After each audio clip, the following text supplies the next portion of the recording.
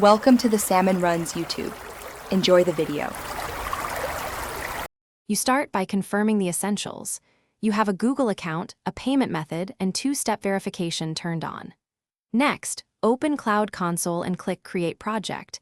Name it clearly so billing is trackable. Once done, attach an existing billing account or create one, enter card details, billing address, and tax info as required. Make sure you select the right organization if applicable. Otherwise, proceed with a standalone project to continue activation. Now you enable the platform features. From the project dashboard, open APIs and services and enable Cloud Resource Manager, Billing API, Compute Engine, and any service APIs you need. Then go to IAM and Admin. Add users or service accounts and assign least privilege roles like Billing Admin or Custom roles. Once done, create a service account for automation, generate a key if a program needs it, and securely store that JSON key. Make sure to propagate permissions, but finish by verifying billing and running a quick test.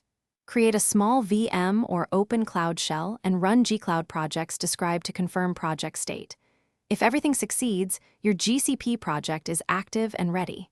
If not, first check that the billing account shows active and the project is linked. Then verify IAM roles include billing permissions and that required APIs are enabled. If issues persist, revoke and reissue the service account key, or re-verify two-step verification. Often that clears. Thanks for watching. Consider subscribing if we helped you.